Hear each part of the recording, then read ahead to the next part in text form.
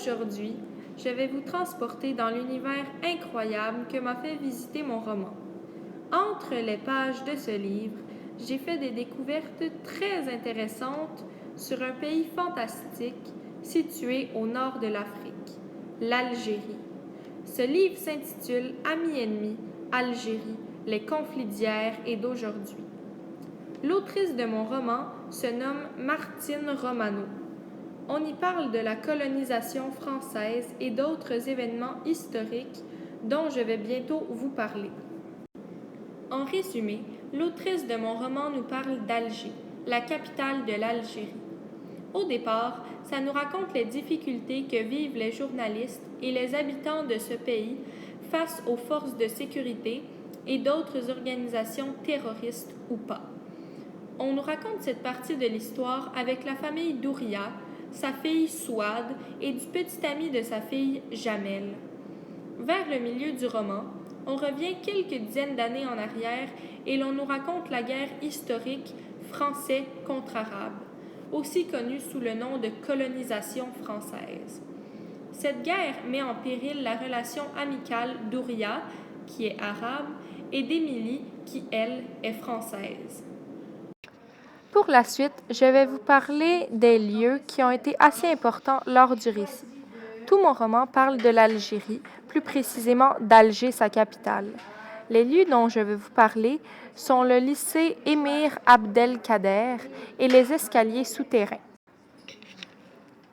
Le début de l'histoire se passe dans le lycée Émir Abdelkader, quand l'enseignante Ouria entre à l'école et voit tous ses élèves et les profs qui se comportent bizarrement. Quand elle entre dans le local des professeurs, elle voit le journal et le lit. Dans une école très près de la leur, plusieurs jeunes garçons ont été assassinés par des terroristes. Le lycée Émir Abdelkader est un vrai lycée, le plus ancien d'Alger. Il n'était que pour les garçons à l'époque et il a été construit entre 1862 et 1868. Je vais maintenant vous parler des escaliers souterrains qui parcourent les sous-sols d'Alger. Dans le roman, les escaliers sont un échappatoire pour un journaliste qui craint de se faire assassiner. Aujourd'hui, en 2020, les habitants veulent faire rouvrir ces escaliers pour pouvoir les utiliser, car en ce moment même, ils sont des fosses d'ordures et ils sentent l'urine.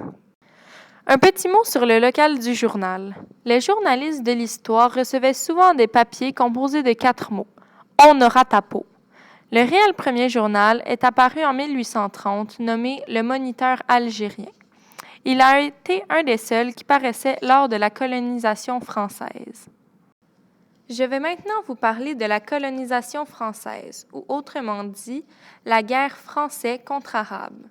Cette guerre met en péril la relation d'Ouria, qui est arabe, et de Émilie, qui, elle, est française. Leurs parents les séparent car ils ne veulent pas qu'elles soient amies pour être sûres de ne pas se faire tuer l'une par l'autre. On emploie armes, torture et répression civile contre les habitants. Plus de 400 000 personnes ont été tuées par les forces de sécurité et d'autres organisations. L'indépendance de l'Algérie a eu lieu le 5 juillet 1962.